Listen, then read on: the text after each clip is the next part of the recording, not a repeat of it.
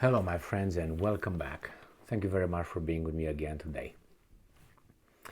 I thought that the headline of this article is very, very intriguing and very interesting, and I'm very curious to read it. I have not read this article. I usually don't read the articles. I'm making videos.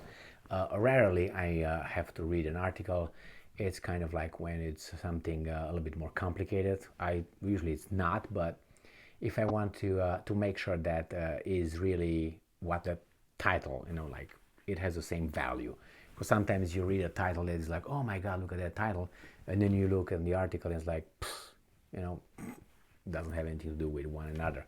In this case, I didn't read this one, but I think the title says enough. All right, so here we go.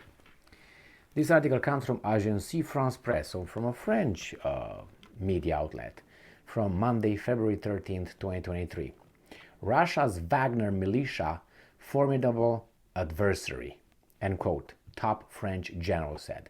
So this top French general, I'm assuming, is going to be fired, if not already, because he called Wagner Group formidable adversary. He's a formidable. That's a good thing if you look at this guy, right? So let's see.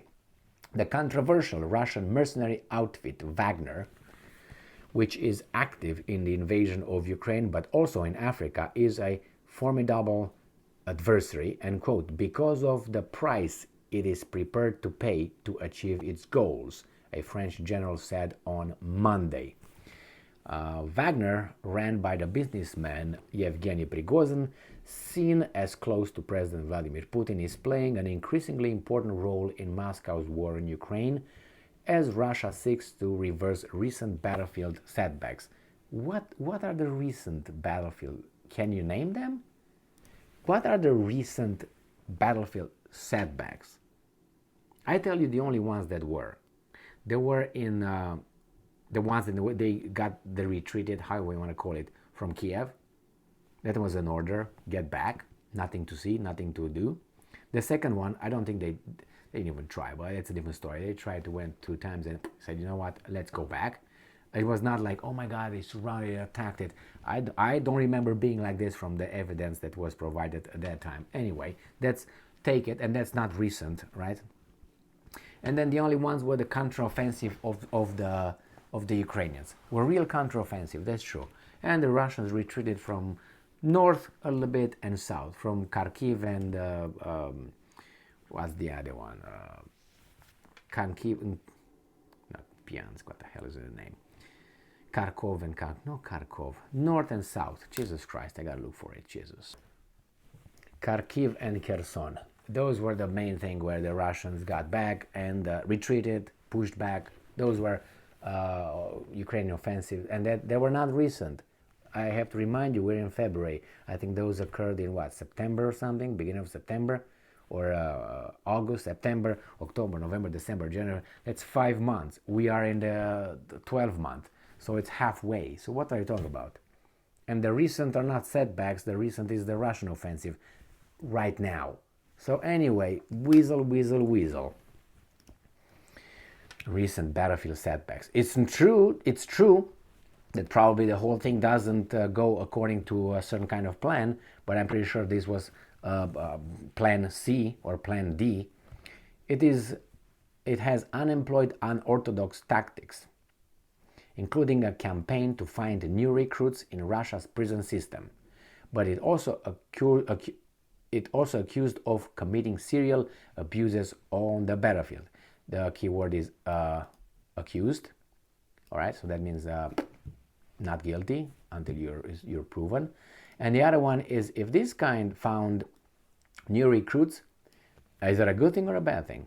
They say it's a bad thing, but if he's winning as results with new recruits from the prison system, what does it tell you about the Ukrainian army, or the NATO army, how you want to call it? And I'm quoting, they, Wagner, are sending us a message that when we have to face these militias elsewhere, they are able to pay a very high price in blood to achieve their objectives and will be a formidable opponent, said General Pierre Schill, chief of staff of the French army. Wow, oh, you're in bed. But anyway, it was not really a,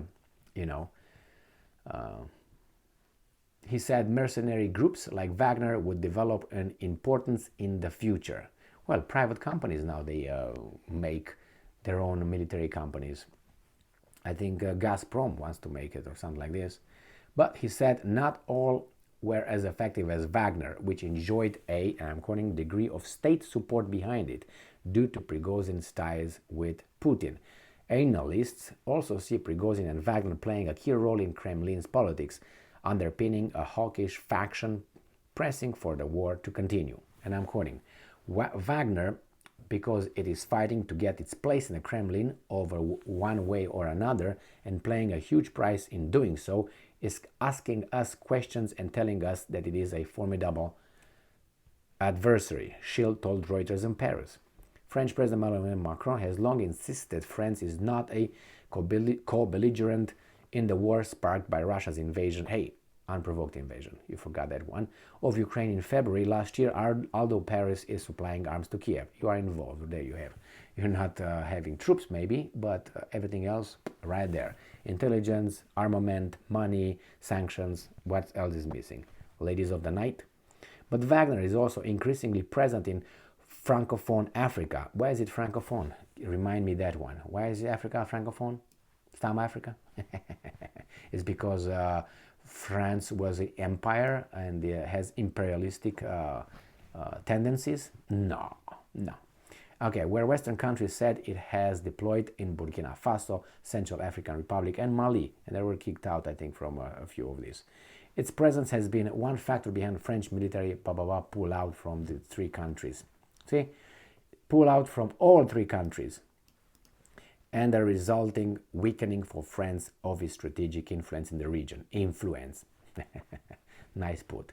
Prigozhin said Sunday his troops had taken the eastern Ukrainian village of Krasna Hora, a few kilometers from the key city of Bakhmut, which Moscow has been trying to capture for months. The Ukrainian president said the situation was difficult in the area. Looking at the world as a whole, with China and Iran increasingly cracking down on dissent, what about those guys in France that are protesting the retirement age?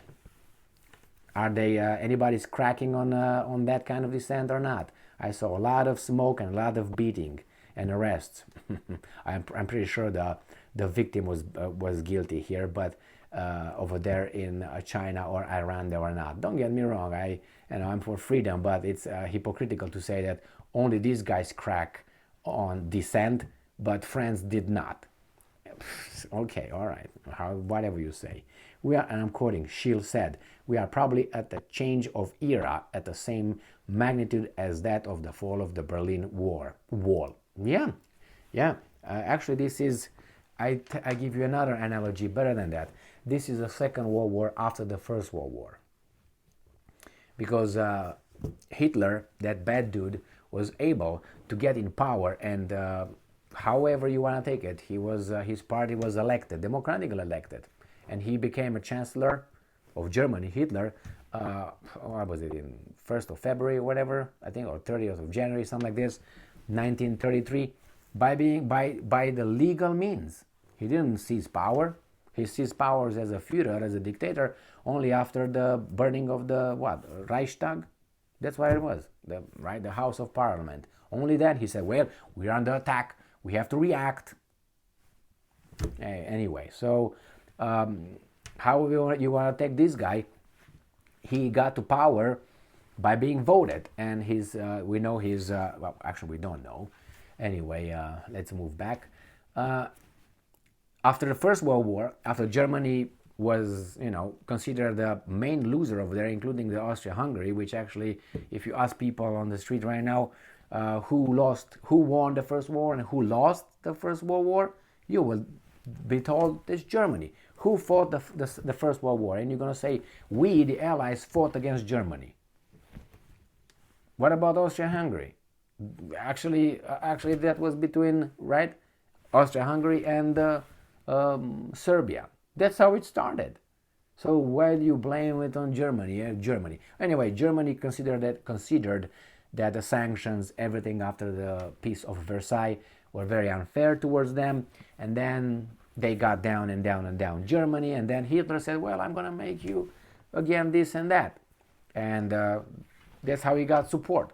And the Second World War, a lot of historians claim, well, actually came as a result of the First World War. I mean, you gave Danzig to Poland, you gave this to Czechoslovakia, you gave this to France, you gave this to everybody, and the Germans said, well, those are German people in those territories. They are abused. Remember? Sounds familiar? Sounds familiar with Texas and Mexico? Yeah? I'm going to use Russia and Ukraine. No. I'm going to use Texas, and I'm going to use United States, and I'm going to use Mexico. After which United States took how much from Mexico? Half, but paid for it. 3 pieces of colored glass and a mirror and a feather. I'm just kidding. They gave them that money. It's not for sale, but I'll buy it for you. It's not for sale, okay, but I'll buy it from you. Okay, I guess. So that's how it was bought. We all know that. But anyway, so this thing is not old. Hey, you got my people in your country and you abuse them. I have to come and defend them and protect them. It's bang, and while I'm it, I'm going to take some more territory, okay? Are you okay with that? I'm going to pay for it. Say no. So the same. It's this thing that happens right now in Ukraine. It happens in Ukraine is just a consequence of the movement of certain kind of situations that were not solved in 1991, 1993. Because from 1991, 1993, let's say from the fall of the Soviet Union, instead of the new guy in town to put his American Pax Americana, or like Pax Romana, they didn't do that. They did something else. And then they created a lot of problems. And here it is right now. The same of those guys with Germany. I'm not defending Germany for doing what they do. No, what they did then, no. But that was part of the reason why the guy had success, by promising them, look what these guys have been doing to do. Look how unfair the Treaty of Versailles was. I'm going to fix everything for you. Just vote me, basically. And anyway, there were some other, like 25 points that if I asked these wizards what those are, they would not know. Not know, because they say only, oh, he was like this and he was like this, that's all. But the rest, okay, what was the Nazi platform? Oh, he hated this and he wanted to do this, that's all. Oh, really? Okay, well, if you say so, just go and read it and find out. So anyway, if you know it, good for you. That means you know more about life and history. And you are an open-minded person, which you're going to look into finding more about any subject, good or bad. That's how you enhance your horizon. You widen it, you learn, you get closer to truth. If you just pick and choose whatever information you like or historical events, and then you try to impose it to everybody else, that narrative, you're going to have some people, they will say, wait a second, I know who you are because I know what you're doing. So I'm not going to believe anything you tell me from now on because I caught you already 5 times doing the same thing. So, but he can't do that unless you're an ignorant and you don't know. If you don't know, he can tell you, hey, I speak, French fluently, and he knows 10 words, but you don't know anything. So he uses 5 of them, and then he uses 5 more, and you say, oh my God, he's fluent in French. But it's not because he's fluent in French, because you don't know. You can't assess his knowledge. But that's why you have to learn French in order to assess his ability to speak French. The same here in this life. If you just let history be told by this and this and this, and you learn more and you find out more, you say, wait a second, this guy is lying. This guy is lying. Not lying. Lying by omission. And by omission, you make a certain narrative. I say, okay, Gigi is like this, Tommy is like this, based on the evidence. And I provide you 5 evidence out of 5,000 to support my case. It doesn't work that way. Actually, it does. But you have to, know as much as possible. And then you say, no, I don't believe anything these guys are saying. Nobody. Because they all lie. We all lie. We all lie. We all lied, will lie in the future. And don't tell me, oh, zip it. Unless you're, I don't know, about to, God forbid, see him tomorrow. You're not going to have time to lie. But believe me, we're going to lie. So, okay, how you build trust? by telling the truth. Verifiable truth. Verifiable, it's a very important word right here. Verifiable truth. I don't say, well, I haven't had sex with a neighbor. No. No, you have to be able to verify that. You know what I mean? Anyway, I didn't have sex with a neighbor. Thank you very much for being with me again today. Stay strong, stay smart, look for the truth, and be just. What's going to happen with the French Chief of Staff General? It's not going to end up well. Bye.